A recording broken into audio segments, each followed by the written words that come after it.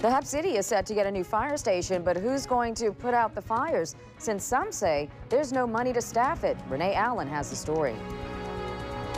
Tensions are already high in St. Landry Parish, and a recently released audit could push things over the edge. Doug McDermott will have the details.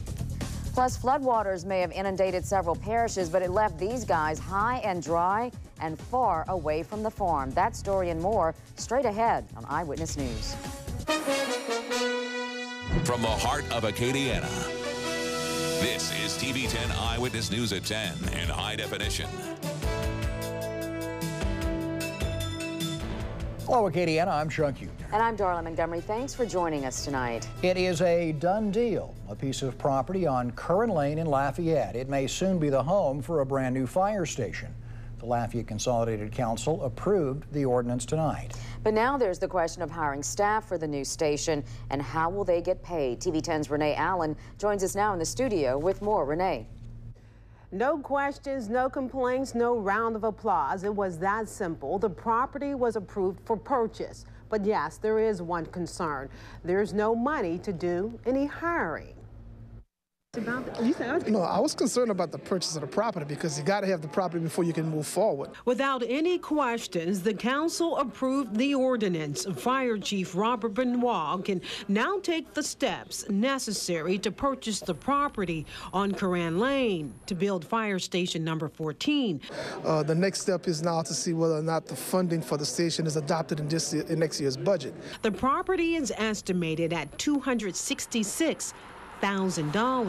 The chief says the money for that is available, but there's no money to staff the fire station with firefighters, at least not yet. It's going to take a year and a half to build that station, so we're hoping that we can move forward with building the station if that happens, while we look at where we can get the funding to be able to fill the personnel within that year and a half. The chief says he's heard talks about why build a station without the funds to staff it. Benoit says the need for an extra fire station cannot be based solely on money. There's more to it than that. That's really optimistic. Well, you have to be optimistic. You know, you're about to lose your rating. It's a safety issue. You have a lot of combination of things going on in the fire service that we need to make improve on, but so you have to be optimistic. It's not that you're going to go backwards. You want to move forward, so it's just going to take us a little bit longer to get there. The budget set aside to build this fire station sits at $1.3 million. For TV 10 Eyewitness News, I'm Renee Allen. Thank you very much. Also at tonight's council meeting, the council approved adding 2 extra school resource officers to 2 Lafayette Parish public schools. Thibodeau Tech High and NP Moss will each receive an officer. This is all part of Superintendent Dr. Pat Cooper's turnaround plan. There'll be a total of 10 Lafayette police officers now on duty at middle and high schools throughout the city and parish. The officers provide safety and support to the campus. The parish school board will foot the bill. Businesses and commercial developers planning to build in the unincorporated areas of Lafayette Parish will have to follow some new requirements. That's after Lafayette Consolidated government leaders approved a new land use ordinance last week. The reason for it, to protect residents from developments in their neighborhoods while giving them a platform to voice their opinions. Right now, businesses can build whatever they want in the unincorporated areas, leading to complaints from residents. These new requirements would vary based on what the land would be used for. The neighborhood business won't have any much requirements. If you want to do general business, then you'll have some small requirements, a fence and maybe some buffer. But the more intense the use, the more buffering and fencing you're going to have to do to protect what's next to you. All existing businesses are grandfathered in and do not have to comply with the new requirements. The new land use ordinance takes effect this month. Turning now to weather, we are joined by live Doppler 10 Storm Tracker Chief Meteorologist David Paul, who has a look at the remainder of our work week forecast. David. Chuck, the hot weather continues, in fact, getting hotter as we head towards the weekend, so get ready for some uncomfortable conditions. Right now, temperature is pretty close to about 80 to 81.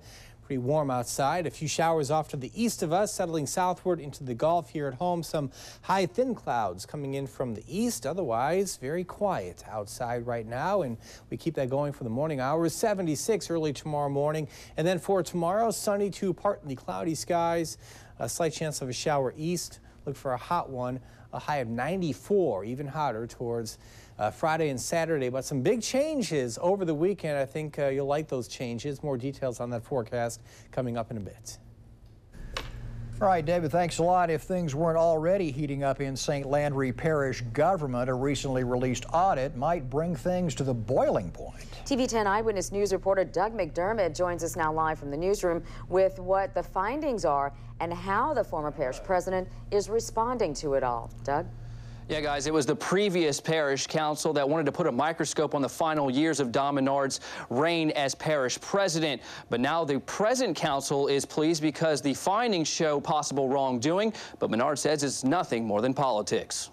The key word in those in the findings is the word may have violated the charter. Former St. Landry Parish President Don Menard feels he has done nothing wrong and thinks this audit was nothing more than a political witch hunt. It focuses on 2011, the last year Menard was in office. The previous council requested it, specifically looking to unearth a dual office holder. However, other red flags popped up, like signing contracts without council approval, improper usage of parish vehicles, and undocumented credit card receipts for more than $16,000. Every penny of the purchases or money that was spent in my last year and a half or whatever is accounted for. Menard claims none of those purchases were inappropriate. He just merely was bad at keeping receipts. But the audit shows inconsistencies in Menard's responses. The people that do the annual audit never did mention anything to me about that, so I thought it was proper. As earlier stated, the audit was called for suspected dual office holding by now Director of Administration Jesse Bellard, who also serves as a full-time captain with the Opelousas Fire Department. After interviews, the audit claims Bellard basically ran the day-to-day operations, while Menard was out campaigning for state representative. But Bellard was never officially named Chief Administrative Officer, which is a full-time position. I never, for 1 second, relinquished my powers as parish president. Bellard, who is Menard's nephew, was originally hired as an office assistant at $8.50 an hour, but records now show he's making upwards of $50,000 a year. And the current council claims nothing has changed as far as his role. They felt that we was going to get a new administration. Mr. Fontenot chose not to do that, and that is why we are still having some problems. Current parish president Bill Fontenot and the parish council have responded to the audit. It's been forwarded to District Attorney Earl Taylor to see if there are any criminal acts. Live in the newsroom for TV 10 Eyewitness News, I'm Doug McDermott. Now, differences of opinions between the St. Landry Parish Council and Parish President Bill Fontenot are now turning into a legal battle as well. Fontenot is in the process of filing a temporary restraining order against the council to stop the ordinances from going into effect just long enough for a judge to make a final decision on who is right. The council passed 5 ordinances earlier this year that could shift power from Fontenot to the council. This could change how the parish is governed. As of now, the Home Rule Charter gives the parish president full authority. Fontenot believes the ordinances violate the charter.